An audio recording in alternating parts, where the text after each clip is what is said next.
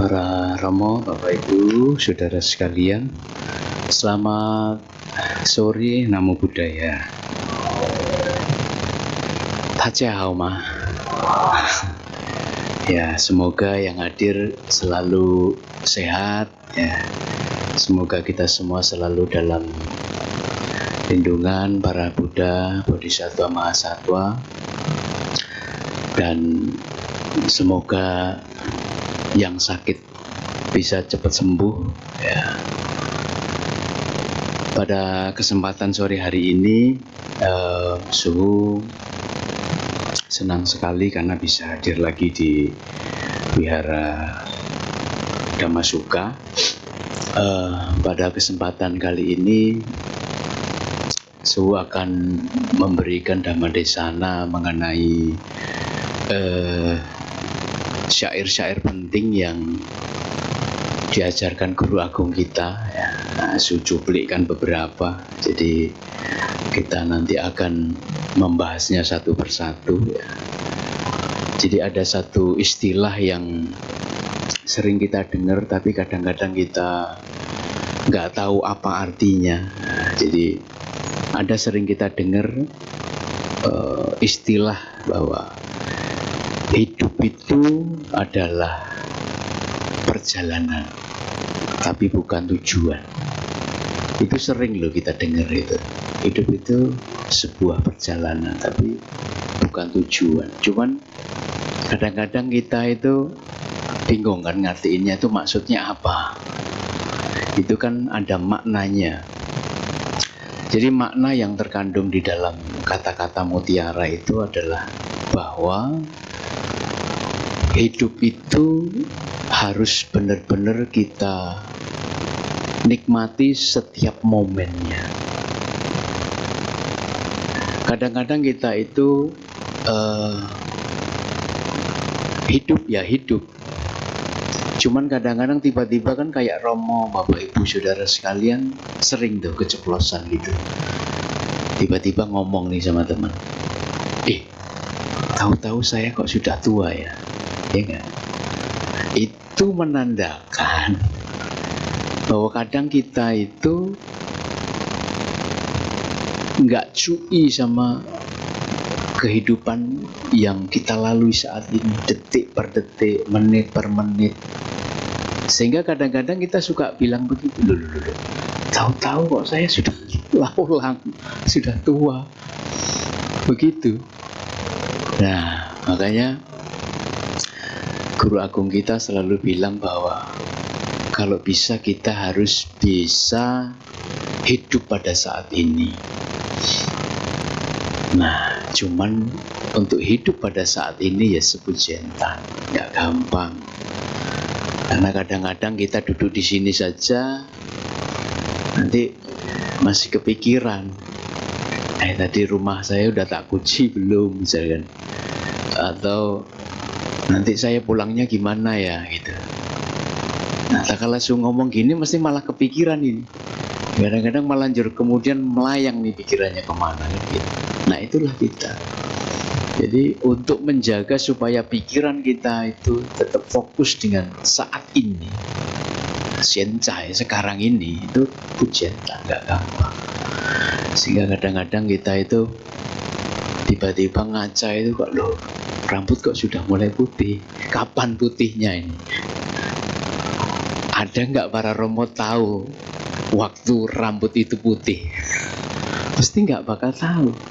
Tiba-tiba ngaca itu loh, sudah putih satu, sudah putih nih dua, sudah banyak nih yang putih kan begitu. Nah, itu tandanya kita nggak cuy sama diri kita. Padahal dalam kata-kata mutiara tadi bahwa hidup itu adalah sebuah perjalanan yang seyogyanya kita harus pahami, harus menikmatinya masa-masa itu, sehingga tak kala nanti sudah kuoci, sudah lewat, kita nggak terus kemudian kepikiran lagi. Kenapa kok kita fanau? Kenapa kok kita itu banyak menderita? Kadang-kadang kita hidupnya nggak sekarang. Kita itu kebanyakan kalau nggak hidup di masa lalu, hidup yang akan datang. Gitu. Kalau nggak hohoi, kalau nggak menyesal, ya kita menghayal. Nggak kira-kira. Jadi kadang-kadang kan begitu. Tiba-tiba tak kala nggak ada kegiatan, kita berpikir yang lalu nih. Aduh, kalau dulu saya sekolahnya bener misalnya, paling saya nggak jadi seperti ini. Aduh, kalau saya dulu ambil bisnis itu misalkan, jadi sekarang saya jadi orang sukses misalkan. Nah, itu kan berarti kita hidup di masa yang lalu. Nah, karena seperti itu kebanyakan kita ini sudah sikuan, sudah terbiasa. Yang malah kita pikirkan bukannya yang baik-baik. Penyesalan akhirnya. Penyesalan yang kita pikirkan saat ini akhirnya menimbulkan ketidaksenangan. Ketidaksenangan menimbulkan kejengkelan. Kejengkelan menimbulkan ketidakbaikan pada fisik kita. Bisa jadi penyakit. Penyakitnya apa ya? Bisa banyak, dari darah tinggi, dari kolesterol, dari asam lambung. Asam lambung itu karena banyak mikir. Nah, jadi hal-hal yang negatif itu kadang suka terjadi karena kita bukan hidup pada saat ini. Nah, kalau sudah menikah, kadang-kadang yang dipikirkan masa lalu, bukan pasangan Anda saat ini. Ini kesalahan kita. Sudah punya pasangan yang ini, kadang-kadang masih pikiran. Itu water iron, cinta pertama saya itu. Kok kenapa saya dapatnya yang ini misalkan? Karena sekarang ini kok nggak sesuai dengan harapan misalkan. Walaupun padahal andaikan ketemu dengan yang memang kita inginkan, belum tentu juga. Sehingga akhirnya pasangan kan banyak kemudian nggak sinkron, nggak ada komunikasi, kemudian jadi masalah. Itu karena seperti itu. Karena yang seharusnya tidak dia pikirkan, dia panggil lagi untuk dia pikirkan. Apalagi kadang-kadang kalau sekarang ini ada bahasa apa itu? Reuni. Wah, ya sehau, ya oke lah, kei. Tapi kalau reuni tapi malah akhirnya membuat sesuatu yang kepikiran yang enggak dan sebagainya, mending jangan. Karena kadang-kadang dari hal-hal seperti itu muncul yang tidak diinginkan. Maka rumah tangga juga hati-hati. Terus kalau nggak mikirkan masa lalu, menyesali masa lalu, adalah yang kita kamsia dengan masa lalu. Ada. Kita kemudian berpikirnya ke depan. Jatuhnya apa? Menghayal. Gitu. Nih sudah punya rumah nih satu. Ya KPR lah. Harga Liangpai sampai Tiao misalnya. Oke lah, keilah 1-2 kamar. Tapi ya nggak terlalu bagus-bagus amat. Tapi kemudian tak kala kita sedang sendirian, kita kepikiran. Kalau kepikirannya bagus, kei. Tapi kadang-kadang kepikirannya agak jelek. Misalkan ini, kita membayangkan sesuatu yang kayaknya nggak mungkin. Andaikan saya itu rumahnya tingkat 2 misalnya. Jadi yang enggak terus dipikirkan. Itu kan mengakibatkan kemudian nggak senang di dalam batin kita. Kenapa? Karena apa yang diharapkan tidak sesuai dengan kenyataan yang ada. Apalagi kalau misalkan dengar nih yang ibu-ibu misalkan, teman SMA kamu nih pas kebetulan reunian gitu, wah rumah dia sudah luasnya 0,5 hektar misalkan, ada tamannya, ada apanya.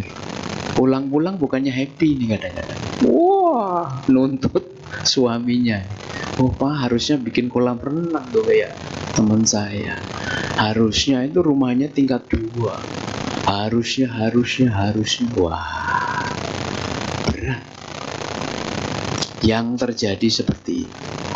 Jadi kita tidak hidup Xianzai sekarang ini, sehingga seperti itu. Harusnya itu yang terbaik apa? Ya sudah, sekarang ini kita hidup apa adanya seperti ini, sudah seperti ini, ya disyukuri saja. Harusnya seperti itu. Nah, tapi ini Pujentan nggak gampang. Kemudian yang kedua, ada satu kalimat bahwa keseimbangan itu adalah kunci kebahagiaan yang sejati. Nah, keseimbangan itu adalah kunci kebahagiaan sejati. Apa itu maksudnya? Seimbang. Seimbang itu berarti nggak terlalu ke kanan, juga nggak terlalu ke kiri.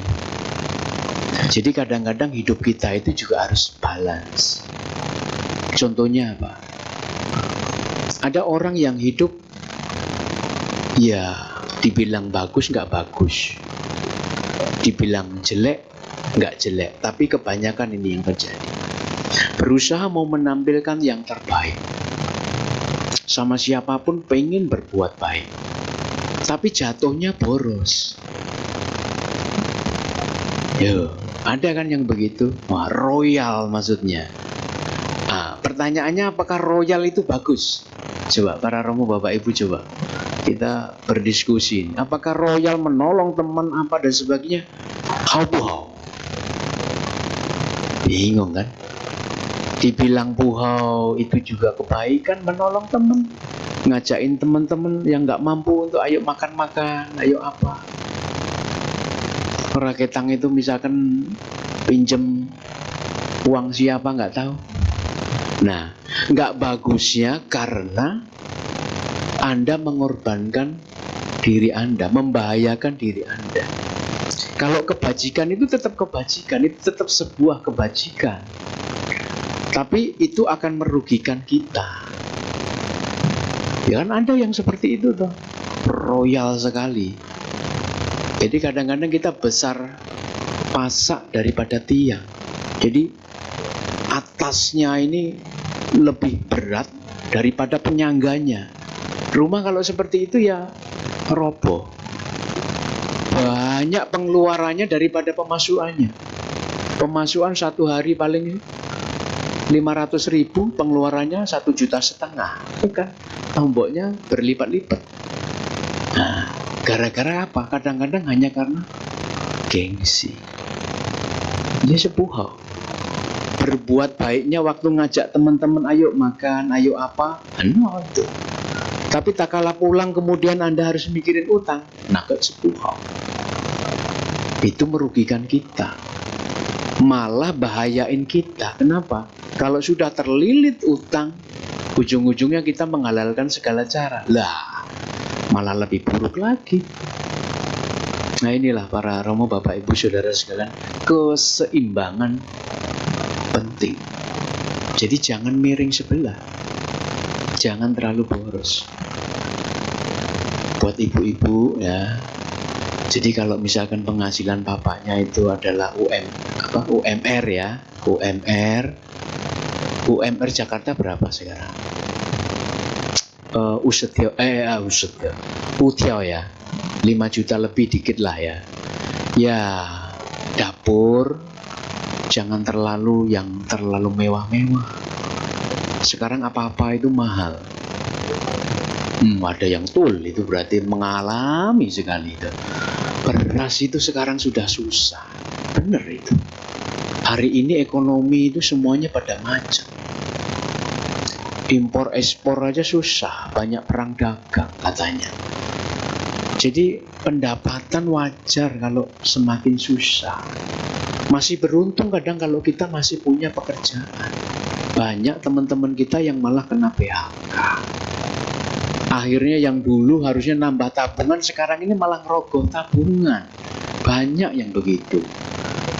Nah, kalau nggak bisa kita menyesuaikan, memanajemen, walah, ini ibu-ibu yang nggak bisa. Kalau tinggal di kampung masih oke, haike. Jadi kadang-kadang sayur itu tanam sendiri di pekarangan. Bumbu-bumbu itu suhu ini tinggal di Lampung, masih di kampung. Jadi Su masih bisa melihat orang-orang yang di kampung itu nggak terlalu terdampak dengan keadaan. Dia nggak ada begitu, minta tetangga aja masih bisa dapat sayur itu. Karena mereka tanam sendiri. Lah yang tinggal di Jakarta ini kan nggak ada pekarangan lebar. Apapun beli kan. Sayur mahal, beras mahal, minyak mahal. Ada nggak orang yang mengeluh karena murah? Nggak ada. Karena memang semuanya mahal. Maka untuk ibu-ibu, apalagi untuk yang masih muda menikah, yang kemarin itu sering ke mall 5 kali dalam seminggu, ya dikurangilah ke mallnya ya sekali, pas kalau mau belanja aja. Nah, harus begitu. Kalau misalkan kedua-duanya sama-sama punya penghasilan, masih mending. Kadang-kadang yang satu ada penghasilan, yang satu tidak. Lah ini yang kadang jomplang. Jadi prinsip itu jangan sampai besar pasak daripada tiang. Jangan sampai lebih banyak pengeluarannya daripada pemasukan. Ingat. Jadi biasanya karena soalnya yang pegang keuangan kan ibu-ibu, ya toh. Ya ada bapak-bapak, tapi 1-2 gitu. Intinya kalau keluarga itu harus saling komunikasi. Tanya aja, yang kira-kira bisa memanajemen keuangan siapa? Itulah yang didapuk untuk pegang uang. Nggak harus laki-laki, nggak harus perempuan. Tapi siapa yang bisa memanajemen itu? Jadi manajemen itu kadang-kadang nggak perlu sekolah kadang-kadang. Yang penting Anda bisa memanage hidup Anda, lulus sebenarnya Anda. Karena itu bukan hanya teori. Yang susah kan prakteknya. Gitu. Yang kalau misalkan Anda di rumah gitu, rumahnya biasa aja, tiba-tiba tetangga bawa TV baru, Anda nggak tergoyahkan, itu kan pujian. Itu kan nggak gampang. Ya, kebanyakan itu kan begitu. Tetangga tiba-tiba bawa lemari begitu, udah gitu bawanya nggak diem-diem lagi, pakai mobilnya itu kan biasanya harusnya diem, nggak dibel-belin, tit, biar tetangganya pada keluar, pada lihat. sengaja. Nah nanti nuruninnya ya dibikin lama-lama gitu, nggak harusnya kan cepat begitu, nggak dibikin lama gitu. Nah, kalau perlu tetangganya pakai kentongan, ayo tolong bantu gitu. Tahu. Nah, yang seperti itu. Nah, kalau nggak kuat kita, apalagi hidup di Jakarta yang tetangganya dekat sekali, kadang-kadang jadi masalah. Ujung-ujungnya nanti di luar tuh bisa senyum nih, nggak apa-apa, yuk bantu-bantu. Masuk itu langsung, dulu Pak. Nah, itu yang berat nanti. Nah, jadi untuk ibu-ibu ini harus ada bisa memanajemen. Begitupun bapak-bapak, bukan hanya ibu-ibu. Bapak-bapak ini kadang-kadang ya begitu tadi kelemahannya. Kalau sudah keluar ketemu teman lama, royal. Kemana royal, itu juga bahaya. Nah, jadi keduanya harus sama, balas. Ya. Terus sebaliknya, jadi kan misalkan miringnya ke kanan, ini yang miringnya ke kiri. Nggak royal, tapi pelitnya ampun-ampun, ya sepuhau, nggak baik.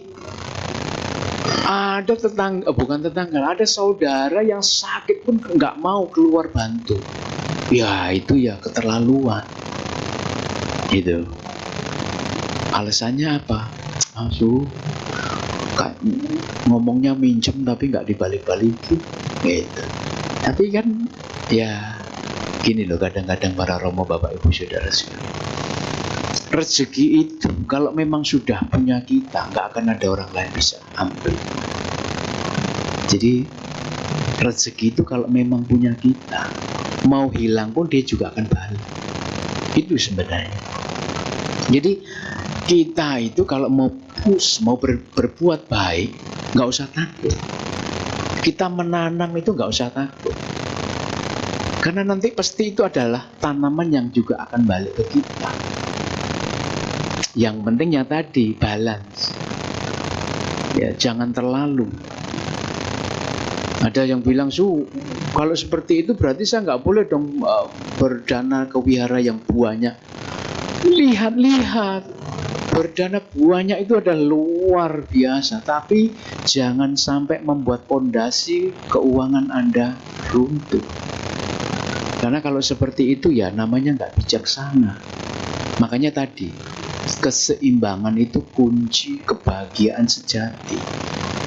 Nah, jadi ini di sini harus bisa ngerti keluar masuknya. Apalagi yang sudah berkeluarga, memiliki anak, hari ini harus hati-hati dengan itu. Nah, itu untuk yang tadi, keseimbangan adalah kunci kebahagiaan sejati. Kemudian yang ketiga, ketika kita melepas apa yang kita inginkan, maka kita akan mendapatkan apa yang kita butuhkan. Ketika kita melepaskan apa yang kita inginkan, maka kita akan mendapatkan apa yang kita butuhkan. Ini kata-kata ini kan kadang-kadang gampang, tapi juga penjelasannya ya nggak gampang. Gitu ya. Ini kata-kata bijaksana. Gitu. Ketika kita melepaskan apa yang kita inginkan, maka kita akan mendapatkan apa yang kita butuhkan. Contohnya apa? Nih, Su sendiri mengalami. Su akan cerita ya.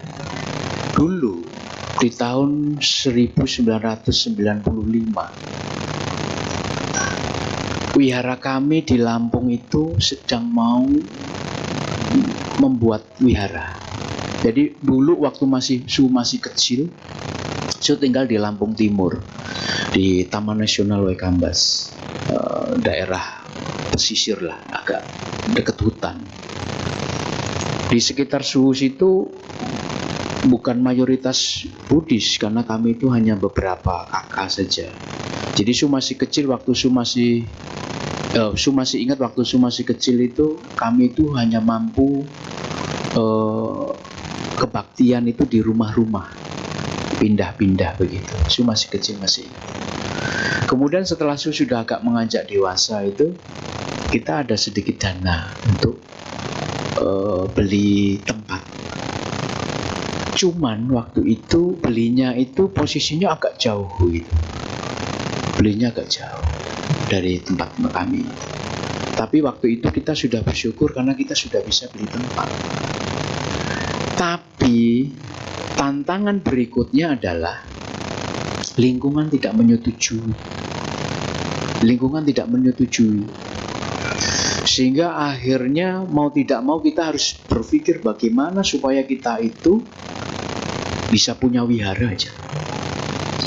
Nah, kebetulan Papa Suhu ini sama beberapa orang-orang itu punya keinginan kuat waktu itu. Jadi dia pokoknya beli satu tempat lagi yang walaupun itu penggantiannya besar sekali waktu itu, karena di kampung ya.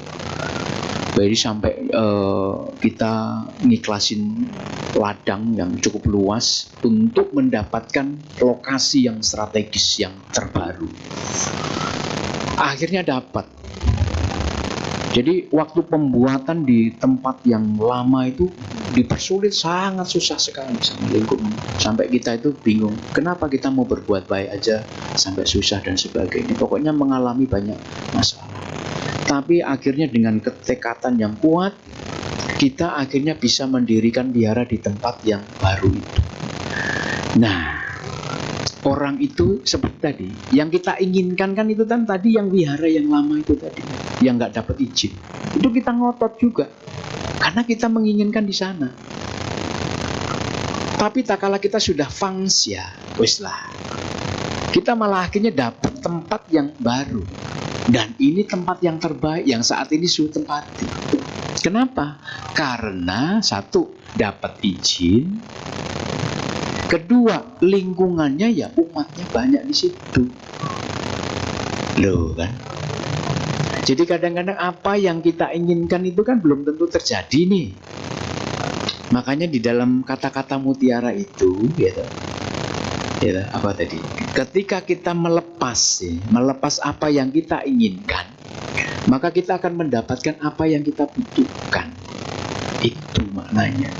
Jadi kadang-kadang para romo, Bapak Ibu Saudara sekalian, keinginan itu setiap orang pasti ada. Anda ingin ini, ingin itu, ingin ono, ya. Tapi kadang-kadang hal-hal seperti itu malah kalau kita terlalu menggebu-gebu, malah nggak dapat. Jadi kadang-kadang kita harus fangsia, melepas. Fangsia maksudnya, lepas sudah. Allah, udah. Nah, setelah kita mau dan bisa melepas itu, biasanya malah kita akan mendapatkan yang terbaik. Nah, ini kata-kata mutiara yang kadang sangat dalam, para romo, Bapak Ibu Saudara. Banyak hal-hal seperti itu terjadi. Saat ini misalkan ini ada yang masih muda mau pengen punya rumah misalnya. Anda kan menggebu-gebu biasanya kalau masih muda itu harus. Kayak kemarin itu ada satu umat yang dia tanya, rumah yang bagus mana Su? Biasa lah, nggak kayak Su itu bisa lihat hong shui ya. Mana Su? Oh, Su lihat dulu gitu. Oh ya, nah, ini yang bagusnya ngadep timur, barat, utara, selatan atau miring Su gitu. Tak lihat dulu. Siomu apa? Sionya kebo, sama-sama kebo. Ya udah. Oh, nanti bagusnya ke arah mana nih Su? Ya ke timur saya bilang. Kalau ngadep timur itu maksudnya apa? Ya matahari kan akan menyinari, ya bagus. Nomornya yang bagus mana? Ya kalau pengen bagus ya yang 17 itu, 7-nya itu maksudnya pitulung, 7, tujuan. Maknanya seperti itu. Oh iya suhu, oke. Nggak segera dibeli. Let satu malam dibeli orang. Wah, terus gimana lagi suhu? Ya udah WA lagi ya kan, saya bilang. Ya wes, kalau nggak 17 ya mau tidak mau yang 19, saya bilang gitu. 9 itu juga angka bagus, itu angka yang paling besar, saya bilang. Nah, yang penting nggak paling pinggir aja. Paling pinggir nanti kalau takutnya ada apa-apa gitu. Oh ya, tapi saya bilang itu harus cepat-cepat. Nah, baru belum lama itu dia langsung udah dapat. Nah, kadang-kadang kan seperti itu. Iya toh. Jadi kadang-kadang apa yang dia inginkan bahkan gak dapat itu. Nah itu. Tapi kalau dia sudah mau fangsa ya sudah, nggak apa-apa, yang lainnya boleh kena. Ya sama. Jadi kadang-kadang yang kita menggebu maunya yang perfect itu malah kadang-kadang dapatnya. Kadang jodoh pun kan begitu, para romo, Bapak Ibu Saudara sekalian ya. Dulu loh carinya ya kalau bisa yang levelnya A, grade A. Ya turun dikit dari grade A plus dikit gitu misalkan tuh. Ah, nanti kalau mentoknya ya sudahlah B, nggak apa-apa. B min dikit is oke lah gitu. Tapi masih muter-muter dulu, masih nyari lagi yang terbaik. Dapatnya Z. So. Ya kita tuh kan suka begitu tuh. Pengennya jodohnya the best, pengennya yang harus yang keluarga mapan, ganteng. Kalau yang cewek nih ya, kita ngomong yang cewek dulu lah. Keluarga mapan, ganteng, ekonominya sudah di atas sekian juta pendapatannya, mobilnya minimal Mercy, gitu. Nah itu toh kriteria-kriteria dulu toh. Apakah nggak boleh Su? Ya ya itu kan orang punya ini grade. Tapi kadang-kadang kita juga harus melihat di kaca yang besar. Kita itu grade-nya juga layak nggak dapat itu. Ya kan ceci juga, lihat diri kita. Kalau memang kita itu layak, kita itu juga orang baik, kita itu memang the best, mungkin grade kita boleh menganggarkan seperti itu. Tapi kalau tidak, kita kadang-kadang harus punya plan B. Ya yang penting orangnya baik lah, nggak ganteng-ganteng. Apalagi kalau sudah deadline-nya datang nih. Ya dong, kan ada usia emas nih, usia emas 20, 25 gitu. Cewek-cewek nih, kalau sudah 30 itu sudah nggak bisa bilang jual mahal. Ya 30 itu sudah nanti dulu. Jangan kriterianya mau yang harus A, B, enggak. Apalagi kalau sudah 30 ke atas. Nah ini juga sudah harus berhitung di situ. Karena banyak, suhu ini banyak umat-umat yang kadang-kadang datang, anaknya yang sudah usianya 30 ke atas mau mendekati 40 baru tanya ke suhu. Lah ya moyong. Lah ya sudah tinggal usia sebegitu ya saya bilang ya sudah. Terima ing pandum namanya. Terima apapun yang memang sudah jadi jodoh. Jangan terlalu tinggi kriterianya. Yang penting orang itu baik, gitu. Kalau masalah ekonomi itu kan, apakah yakin orang yang ekonominya tinggi, anaknya orang kaya, dia akan tetap kaya? Belum tentu. Yang penting dicari itu apa? Orangnya mandiri, itu penting, gitu. Orangnya tidak manja, nggak ganteng banget, tapi kalau dibawa kondangan masih lumayan. Begitu mikirnya. Jadi grade-nya agak diturunin gitu loh. Jangan masih tetap ngeyel aja ya sampai selesai. Gitu. Nah, kadang-kadang orang tua pun juga harus bijaksana seperti itu. Orang tua nih kadang-kadang kan ngitungnya kan, kadang-kadang yang malah ngitung banget orang tua loh ini. Sering itu mendapatkan. Jadi orang tuanya tuh ngitung banget itu. Akhirnya kan saya ngelihat usia si anak ini. Tak lihat anaknya usianya udah 34, udah mau 5 nih. Tapi orang tuanya harus ngitungnya detail banget. Kalau nggak detail dia nggak mau setuju. Akhirnya apa? Ya saya yang turun tangan. Ini nanti kalau nggak tak lolosin. Lah ini anak sampai usia berapa nggak dapet. Maka tak kalau orang tuanya bilang gimana Su? Ini anak gimana? Cocok, saya bilang. Lakukan, sudah. Nggak apa-apa. Nah, karena orang tuanya kan sudah pasrah ke suhu. Untungnya begitu. Jadi tak kalau dia tanya apa, ya saya aja kalau sudah ACC, lancar. Untungnya tanyanya ke suhu. Kalau tanyanya ke orang yang lain, itu masih mungkin motor itu. Nggak tahu sampai kapan itu. Untung itu. Seperti itu. Padahal kan su nggak boleh menjodoh-menjodohkan itu. Nah, tapi ya wes. Jadi Bante, jadi su ini kadang sak repotan. Pelayanan umat harus bisa. Gitu. Nah, nanti suncing harus bisa. Ngitung-ngitung harus bisa. Ngitung apapun akhirnya. Bukan hanya ngitung rumah akhirnya. Suruh ngitung apapun itu. Sampai ada yang mau cari pembantu aja tanya. Suruh kalau orang ini baik tidak. Suruhnya cenayang apa baik. Sampai segitunya. Betul itu. Jadi dia sampai akhirnya kirim orang mukanya seperti ini bagus tidak. Sampai segitunya. Tuh. Tapi saya akhirnya ya udah nggak apa-apa. Mungkin karena dia sangat percaya. Ya wis. Nggak apa-apa. Gitu. Ya itulah, kadang-kadang kita suka seperti itu. Jadi kalau kita mau melepaskan kemelekatan apa yang kita inginkan, malah nanti kita akan mendapatkan apa yang kita butuhkan. Jadi kuncinya begitu. Nggak usah menggebu-gebu mau menjadi orang paling kaya. Lek memang kita itu sudah punya kebajikan besar, saat itu akan sampai. Jadi yang terpenting bukan masalah bagaimana caranya kaya, enggak. Tapi kita mau kaya itu tuh jalannya seperti apa. Kaya pun kalau Anda dapatnya dari hal-hal yang buruk, mah? Enggak kan? Kalau kita kaya pun dengan cara-cara jahat, berarti kan kita dapat juga nggak bagus. Kita makan itu nggak bagus untuk kita, keluarga kita, anak kita. Belum nanti kalau sudah kita meninggal dunia harus tanggung jawab dengan keperbuatan-perbuatan itu, tanaman-tanaman itu kan. Nah ya mendingan kita apa adanya sekarang, yang dapatnya itu ya itulah tanaman kita yang lalu yang saat ini kita tuai. Gitu loh. Jadi kalau bicara masalah Su nih, nasib ini bisa dirubah tidak sih? Kan banyak yang bilang.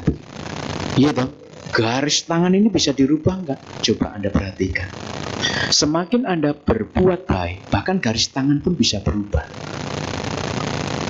Second aja. Ini tuh nggak bisa dipalsukan. Otentik. Makanya kalau otentiknya sidik jari itu siapapun kita boleh satu keluarga, tapi sidik jari tetap beda. Garis tangan pun begitu ternyata. Jadi kalau kita semakin berbuat baik, ya yang menuju baiknya itu ya berubah dia. Ini. Jadi nggak usah takut. Oh susah terlahir di keluarga miskin. Wah, apakah nanti akan jadi orang miskin? Belum tentu. Bahkan keluarga-keluarga konglomerat itu jatuhnya atau munculnya dari keluarga-keluarga miskin dulu. Anaknya itu tidak dimanja. Nah ini hati-hati para romo bapak ibu saudara. Hari ini kita kadang-kadang nih orang tua nih, karena kita dulu tuh rekoso, karena kita dulu tuh sengsara, kita kan nggak mau nih anak-anak kita kayak kita dulu nih. Tapi akhirnya kita manjakan dia. Salah. Hati-hati. Kalau anak itu kita manjakan sekali, nanti akhirnya next dia nggak bisa apa-apa. Nggak boleh. Kita harus mendidik anak itu untuk mandiri, bukan disiksa sih. Mandiri ini bukan berarti dia harus bertanggung jawab. Jadi kalau mau menghukum anak itu begini, juga nggak boleh dicambuki, dipukuli. Tetapi kalau dia melakukan pelanggaran ditegur, bukan malah kita dukung. Hari ini kan guru-guru itu kan ketakutan. Zaman dulu waktu kita sekolah, kita dipukul kepalanya aja, kita pulang mau ngomong sama orang tua takut loh kita, ya enggak? Hari ini anak cuman dijewer sedikit aja tuh orang tua dan nuntut ke pengadilan loh. Guru sampai nggak mau ngajar, itu juga nggak bagus. Jadi kita memanjakan anak, akhirnya nanti anak itu apa? Karena merasa dia didukung sama orang tuanya, yang ngapain aja dia. Hati-hati. Dan itu banyak terjadi. Dan kalau sudah anak punya prinsip begitu, bahaya. Maka mendingan kadang-kadang anak itu harus sering kita ajak ke tempat-tempat yang memprihatinkan. Itu pelajaran itu yang live itu. Ajak aja kadang-kadang ke bawah jembatan. No. Orang-orang itu orang-orang yang kurang beruntung. Kenapa? Karena mungkin karma dulu dia nggak banyak berbuat baik. Terus saat ini nggak punya keberuntungan, ketemu orang baik, nggak punya pekerjaan, nggak sekolah. Itu seperti itu. Kamu pun juga bisa. Ya, kita ngomong begitu sama anak. Mungkin papa ini punya harta banyak, tapi kalau kamu nggak bisa menjaganya, loh ya bisa seperti itu. Oh, harta itu satu malam aja bisa habis kok. Makanya kadang-kadang harta yang terbaik itu apa? Ya pendidikan. Mengajarkan anak untuk hidup mandiri. Ngerti rasanya rekoso. Rekoso tahu ya, ini bahasa Dewa sih. Sengsara rekoso itu. Ya.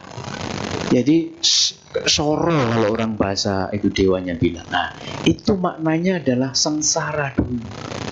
Jadi kadang-kadang dia juga diajak untuk mengerti keadaan kita. Misalkan kita punya toko, gitu.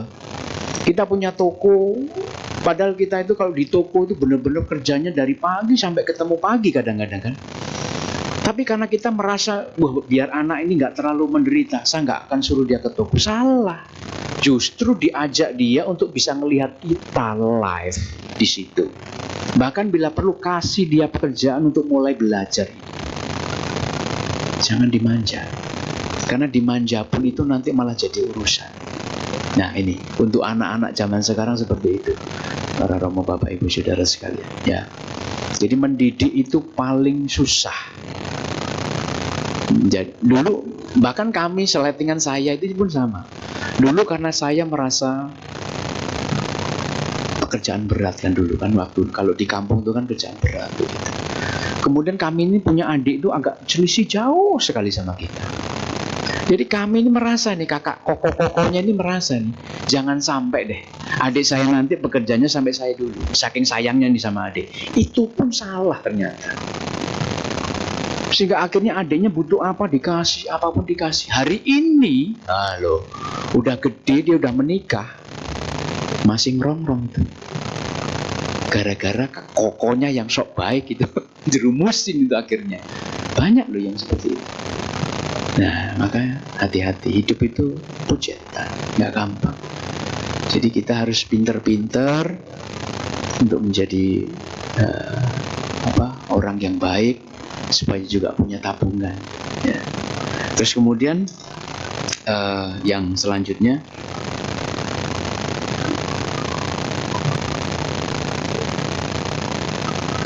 dalam sabar ada kekuatan. Nah, jadi orang yang sabar, maka kita akan bisa mendapatkan kekuatan apapun itu.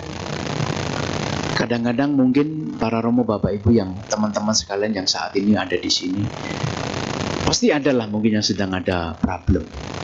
Entah itu problem keluarga, entah itu problem ekonomi, entah itu problem apa. Tapi ingat, roda itu berputar. Badai pasti berlalu. Ingat kata-kata itu selalu. Roda itu berputar. Badai itu pasti berlalu. Apapun kadang-kadang yang kita alami hari ini, nggak akan pasti seperti itu terus. Itu akan berputar. Jadi kita nggak usah takut. Yang terpenting kita mau sabar. Sabar terus, tapi kok ya masih begini terus. Ya itu. Kita nggak boleh menyalahkan keadaan. Kenapa? Itu terjadi bukan kesalahan siapa-siapa. Bukan milik siapa-siapa. Itu adalah milik kita.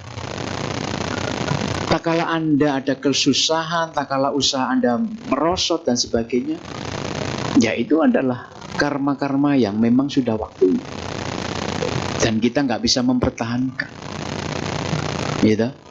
Jadi bahasanya kita ini mewarisi apa yang sudah kita tanam pada kelahiran yang lalu. Sehingga ada orang yang terlahir di keluarga kaya, orang yang terlahir di keluarga miskin, orang yang terlahir di keluarga sedang-sedang. Gitu. Ada yang ganteng, ada yang cantik, ada yang sedang, ada yang jelek, ada yang cacat, ada yang belum terlahir sudah meninggal dunia. Kita nggak boleh menyalahkan makhluk lain atau apapun itu. Kenapa? Karena desainer itu adalah kita. Yang punya kehidupan selanjutnya itu kita yang bikin pada waktu lalu. Sehingga cetakannya kita mau masuk ke keluarga apa, kita mau masuk jadi apa, ya kita sendiri yang buat yang lalu. Maka kalau kita mau mendapatkan yang perfect, ya perfect semuanya. Kalau mau cantik berarti kita harus banyak senyum, tidak boleh marah, berdana bunga, berdana apa misalnya rupang, kemudian suka bersihin rupang biar kinclong. Enggak, sebenarnya nggak usah pakai glowingan itu.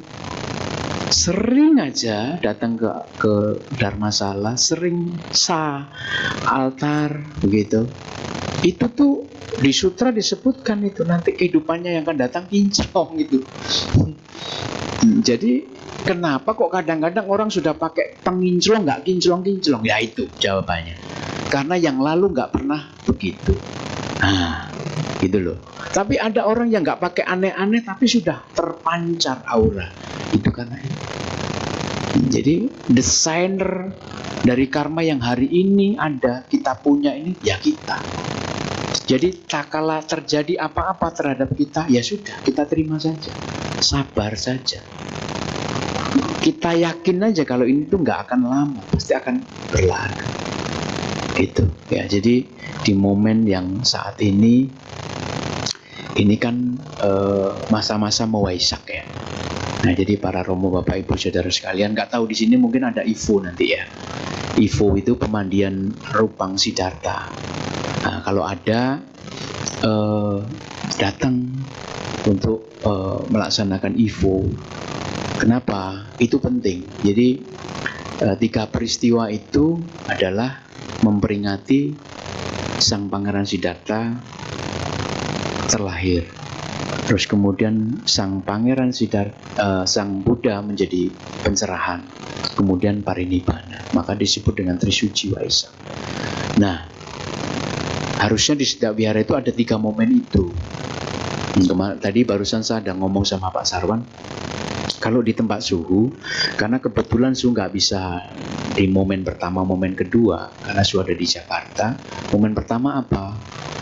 Ivo memandikan Rupang Siddhartha kecil. Terus kemudian pas hari Waisaknya, tak kala Su nggak bisa memperingati 2 itu, maka Su mau bikin yang ketiga. Yang ketiga adalah memperingati Mahaparinibbananya Guru Agung kita. Nah, caranya apa?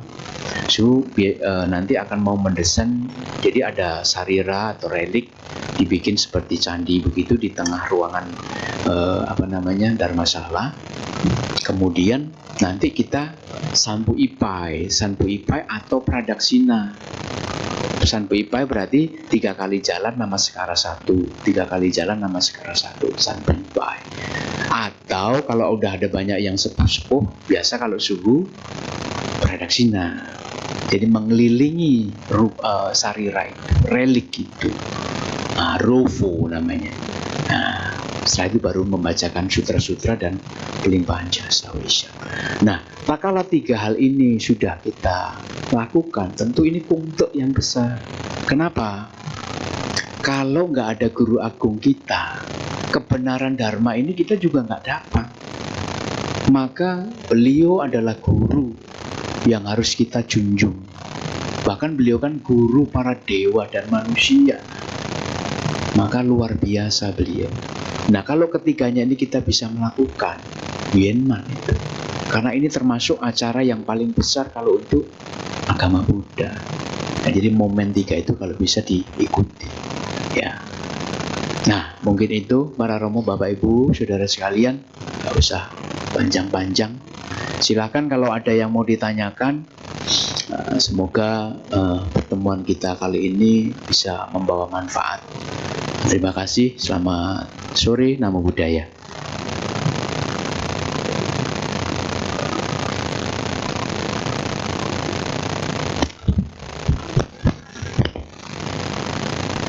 Demikianlah Dhamma Desana yang disampaikan oleh Yang Mulia Suhu Duta Smirti Mahatawira. Kami menyediakan sesi tanya jawab untuk Bapak Ibu Saudara-saudari. Pertanyaan bisa disiapkan melalui 2 metode, yakni pertanyaan lisan bagi Bapak Ibu yang ingin bertanya secara langsung, silakan angkat tangan dan maju ke depan. Atau pertanyaan tertulis bisa dikirim ke nomor WhatsApp yang ada di depan.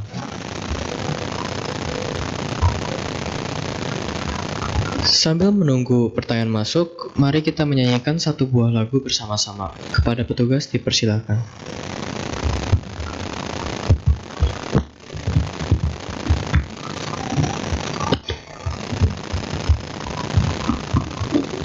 Mari kita buka kembali buku tuntunan kebaktian kita pada halaman 80. Kita nyanyikan lagu bersama-sama, Sang Bagawa.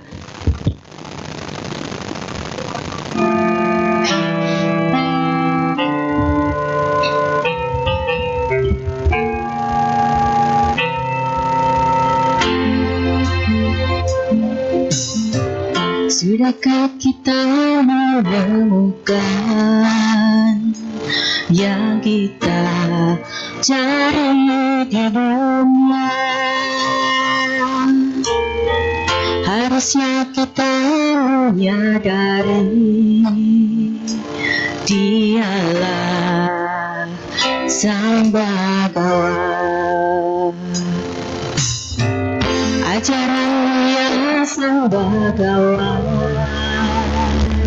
mentera hidup di dunia, penuntun jalan keimanan.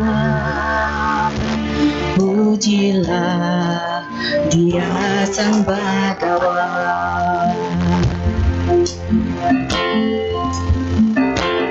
Harusnya kita dapat mengerti dunia bukanlah mimpi.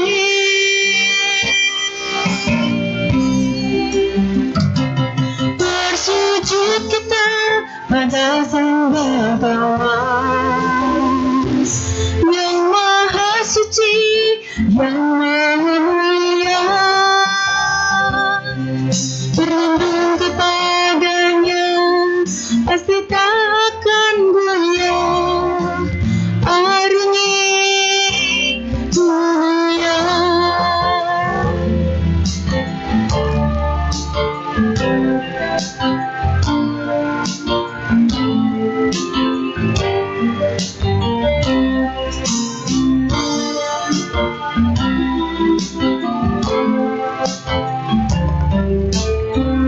kita kembali ke bait 2. Ajaran yang sang bagawan, lentera hidup di dunia, untuk jalan keimanan. Pujilah Dia sang bagawan.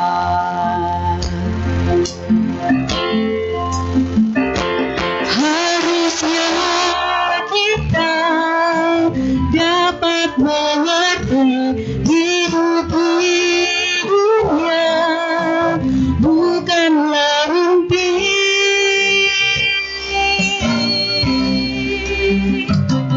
Bersujud kita pada sang bagawan yang maha suci, yang maha mulia. Berlindung kepadanya pasti tak akan goyah. Arungi dunia. Bersujud kita pada sang bagawan yang maha suci, yang maha mulia. Berlindung kepadanya pasti takkan goyah. Arungi dunia, arungi dunia. Terima kasih.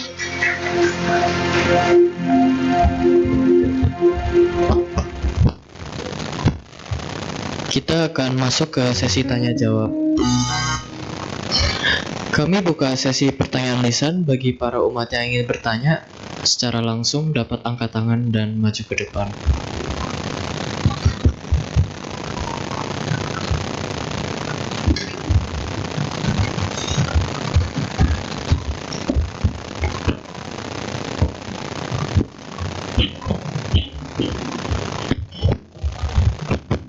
Selamat malam Suhu, Namo Buddhaya. Namo Buddhaya. Saya ingin mengklarifikasi tadi, kan kita disarankan supaya ada waktunya bahwa apa yang kita inginkan belum tentu itu yang kita butuhkan.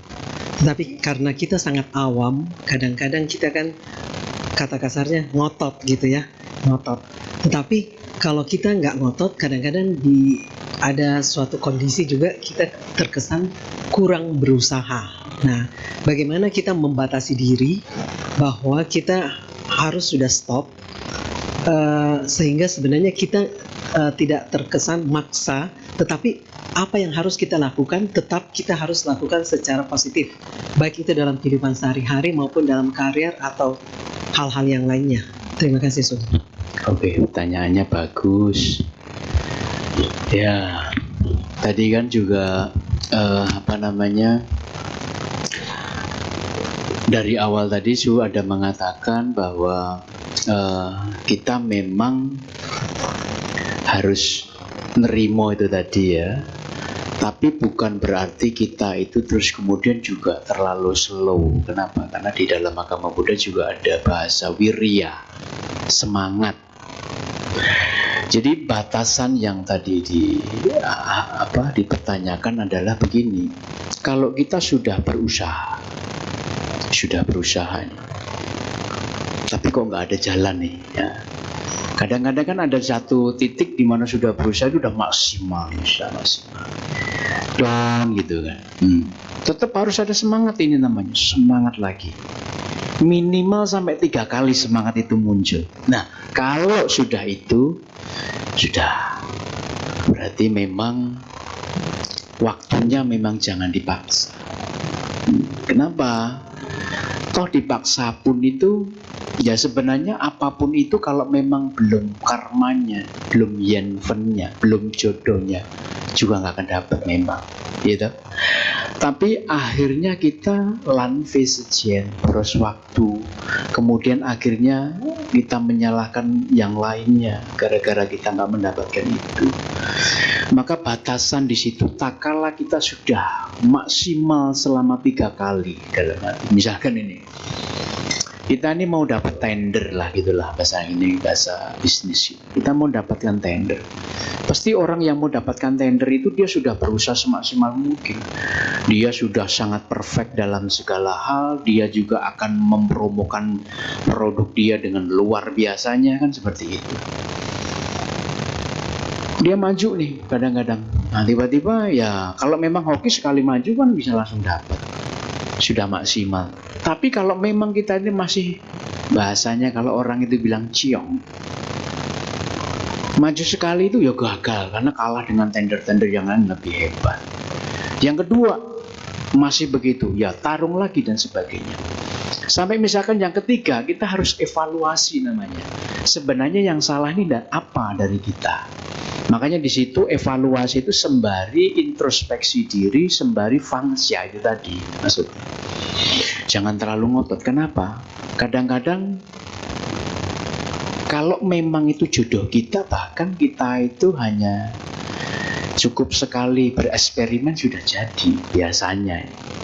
Tapi kadang-kadang, nah inilah dunia ini memang kadang unik.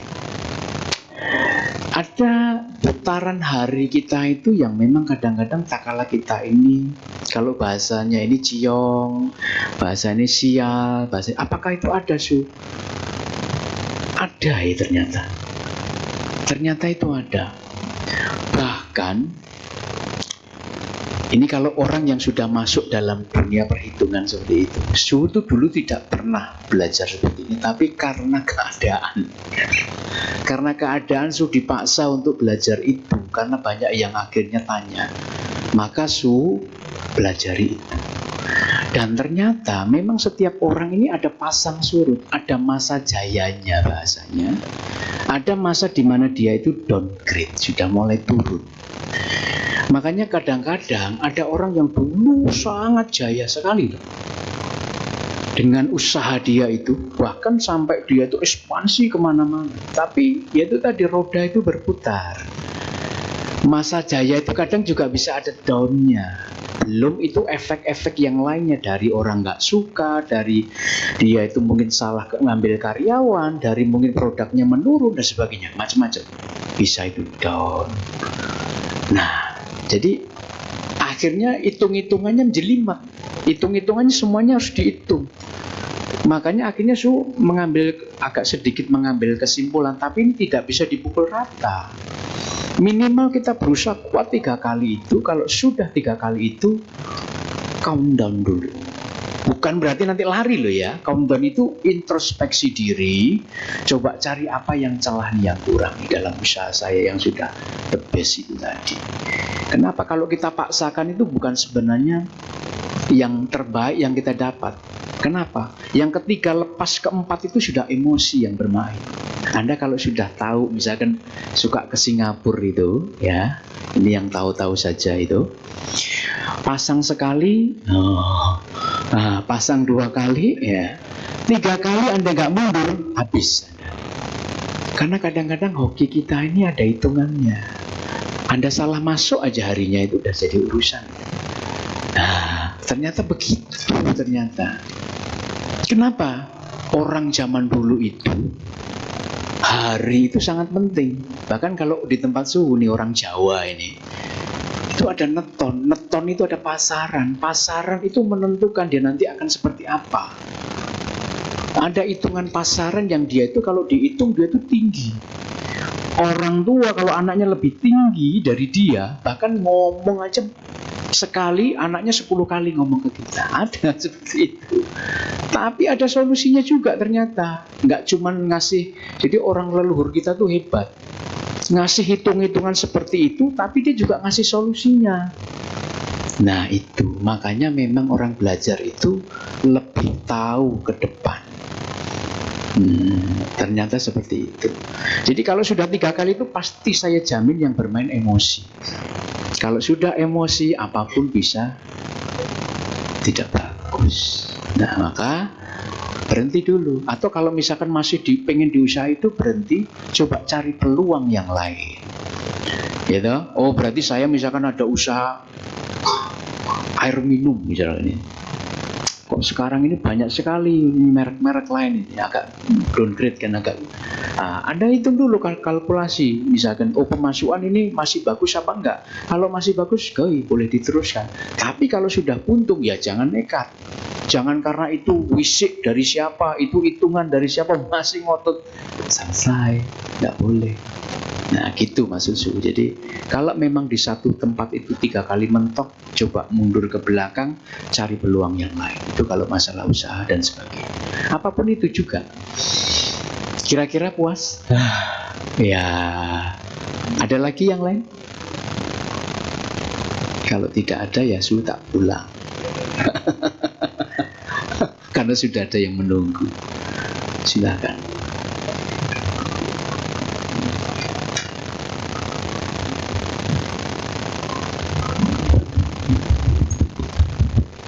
Apakah ada yang ingin bertanya lagi?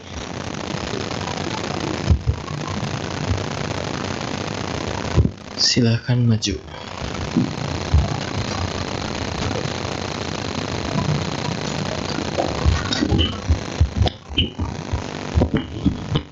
Nama budaya Su. Nah budaya. Mau nanya sih Su soal kesabaran tadi ya. Saya pernah dengar maksudnya sabar itu emang nggak ada batasnya ya Su ya. Iya. Nah apa memang benar sampai kita nggak ada batas, atau ya sebenarnya kita kayak saya lah gitu. Misalnya saya pikir kok kadang udah nahan-nahan, apa sabar itu sama dengan diam juga. Kita mendiamkan itu berarti kita juga sabar dengan masalah yang sedang kita hadapi. Cuma kok kayaknya sampai buntu ya, akhirnya nggak sabar juga Su, lepas. Terima kasih Su, mohon penjelasannya. Baik, tanyanya bagus. Apakah kesabaran itu ada batasnya atau tidak? Yang membatasi itu kita. Jadi kalau ditanya kesabaran apakah ada batasnya, sebenarnya yang membatasi itu kita. Kalau memang kita benar-benar adalah praktisi Buddhis yang memang luar biasa. Bahkan di cerita-cerita Jataka itu kan pernah disebutkan dulu sang Buddha itu sebelum menjadi Buddha itu bagaimana. Dia pernah menjadi seorang pangeran yang harus mengorbankan bahkan tubuhnya ya berkali-kali untuk makhluk lain. Kalau sudah tubuhnya ini kan bukan udah kesabaran the best loh. Dia melihat makhluk lain yang kelaparan, dia bahkan merelakan tubuhnya untuk diberikan kepada makhluk lain. Itu kan kesabaran udah di luar nalar itu. Cuman kadang-kadang kita ini kan karena ada mitos kesabaran itu ada batasnya, itu akhirnya malah kita membatasi diri kita. Kesabaran itu apa? Itu dulu definisi ya. Definisi kesabaran itu apa? Kesabaran itu berarti kita ini bisa menerima keadaan atas apa yang terjadi pada diri kita, baik itu secara fisik maupun batin. Itu sebenarnya maksud daripada kesabaran. Kita bisa menerima itu. Nah, itu kan ya tergantung kita. Sebatas apa Anda bisa kuat dicubit? Kan begitu. Sebatas apa Anda kuat ditampar? Sebatas apa Anda kuat dipermalukan? Sebatas apa Anda misalkan dibully bisa bertahan dan sebagainya? Tergantung diri kita. Nah, jadi sebenarnya kesabaran itu yang membatasi kita. Karena contohnya sudah ada. Guru agung kita itu dulu waktu di cerita-cerita Jataka, dia sampai mengorbankan nyawa. Berarti kan itu sudah satu kehidupan itu. Itu sudah kesabaran paling tinggi itu. Kan begitu. Bahkan kalau seorang bodhisattva, misalkan ini jalan di jalan begitu, ada orang yang minta matanya, diambil loh matanya. Itu kan, ya itu bodhisattva, memang seperti itu. Apakah itu nggak ekstrem Su? Ya bagi orang-orang yang levelnya di bawah itu ekstrem. Tapi bagi mungkin yang sudah levelnya tinggi, ya itulah pengorbanan tertinggi. Karena dia sudah tidak melekat dengan diri dia sendiri.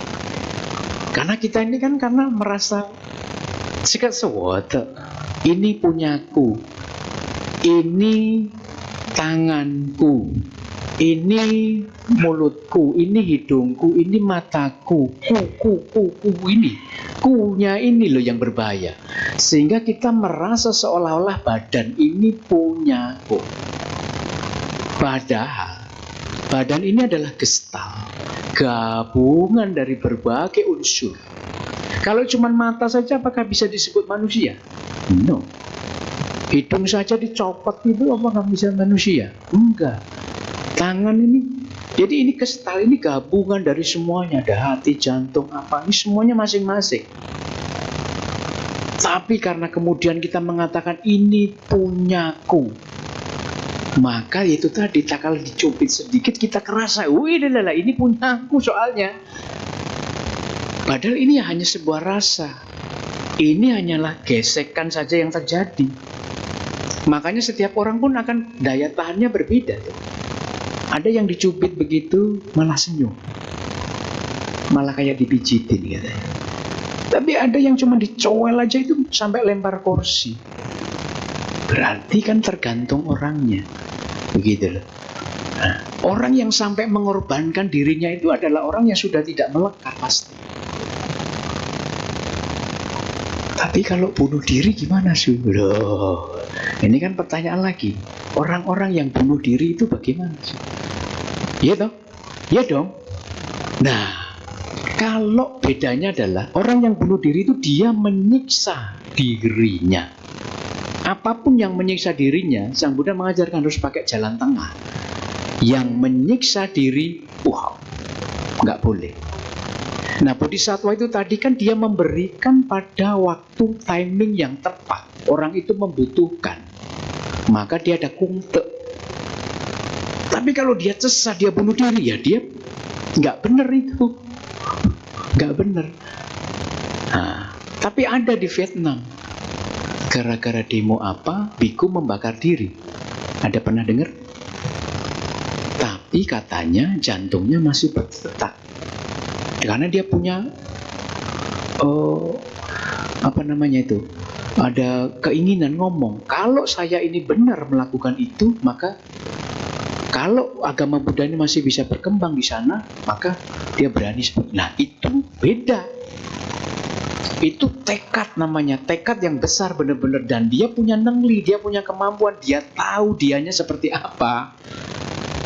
Maka boleh seperti itu. Lah kita kan nggak tahu, kita ini di level apa aja nggak tahu loh kita ini. Apakah masuk di Sotapanna, Sakadagami, Anagami, Arahat, atau malah jauh dari itu, kan kita nggak tahu itu. Nah, bagi orang yang sudah memasuki arus-arus itu, ya bisa saja seperti itu. Efeknya ya luar biasa. Tapi kita yang belum tahu itu, ya nggak usah aneh-aneh. Nanti malah jatuhnya itu. Jadi kesabaran itu sebenarnya nggak ada batasnya. Yang membatasi kita. Jadi kalau sampean itu diuji sama misalkan istri, langsung saya tembak aja, atau sama pacar, atau sama bos, ya karena biasa masalah kan di situlah, tiga itu.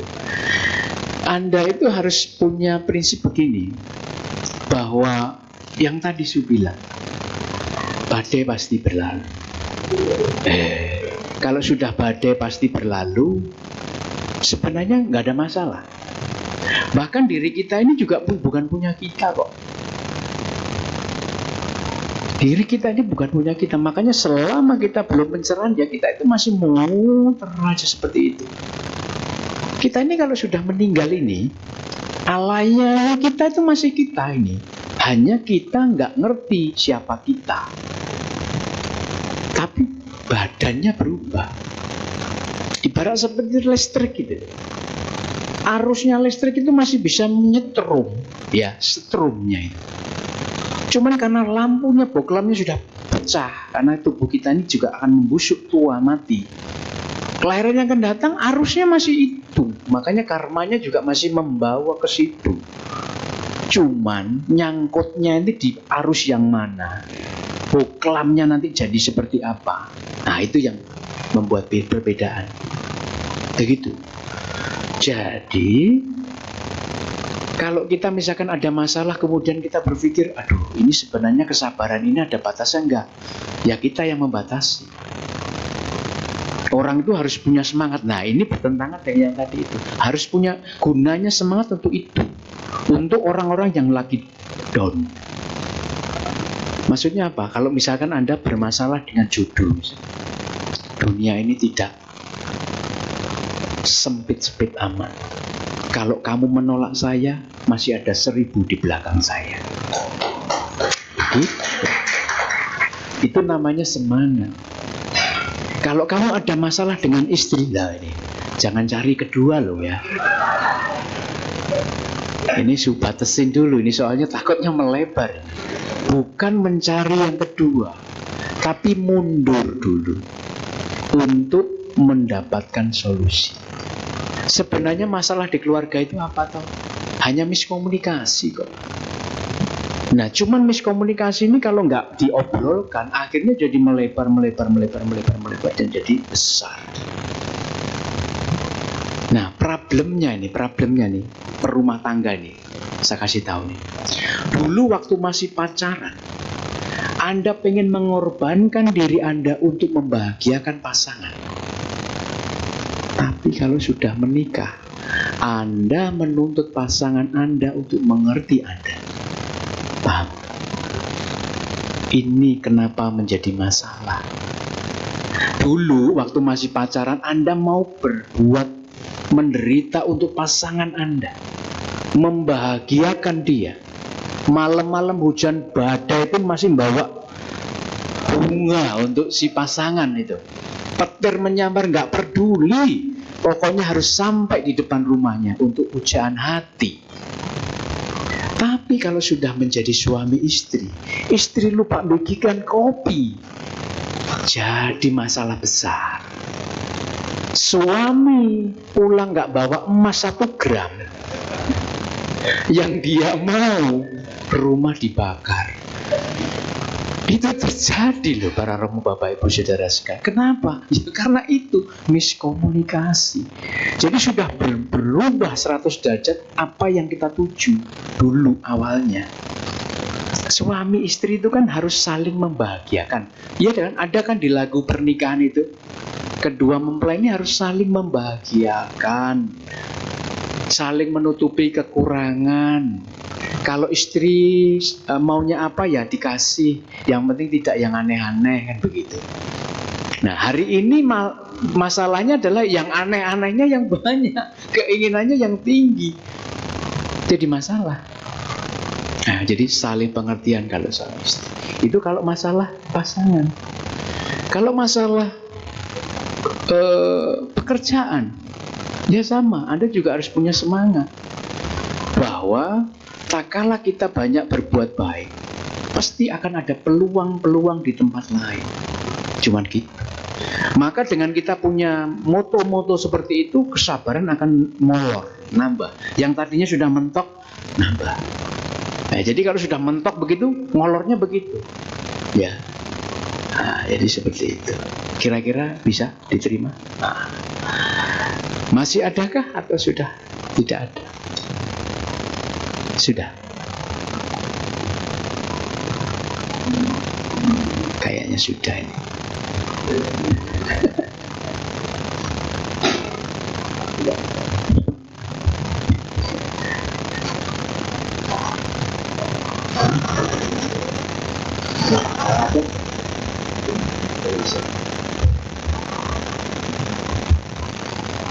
Baik. Karena sudah waktunya juga sudah lumayan malam, pertanyaan sudah dijawab, ya kan? Semoga apa yang sampaikan ini bisa membawa berkah ya. Mari kita bersama-sama wisyang dulu, anjali semuanya. Di dalam hati ucapkan apa yang seperti ucapkan. Ucapkan dalam batin masing-masing. Namo Sakya Muni Buddhaya, Namo Sakya Muni Buddhaya, Namo Sakya Muni Buddhaya. Semoga kebajikan-kebajikan yang telah saya tanam pada hari ini dapat melimpah kepada makhluk-makhluk yang tampak maupun yang tidak tampak yang hadir di sini. Semoga kebajikan-kebajikan ini juga melimpah kepada para leluhur saya, para guru-guru saya, ayah, ibu saya, kakak adik saya, sanak saudara, sanak famili saya. Semoga hal-hal buruk yang terjadi dapat lenyap. Semoga kesukaran-kesukaran yang muncul dapat lenyap. Semoga apa yang kita harapkan dapat terwujud. Semoga hal-hal baik selalu menyertai saya. Semoga kita yang hadir pada hari ini mendapatkan apa yang kita inginkan. Tathiyata Om Gate Gate Parakate Parasangkate Bodhiswa. Tathiyata Om Gate Gate Parakate Sangkate Bodhiswa. Tathiyata Om Gate Gate Parakate Parasangkate Bodhiswa. Swaha, swaha, swaha. Terima kasih, selamat sore, Namo Buddhaya.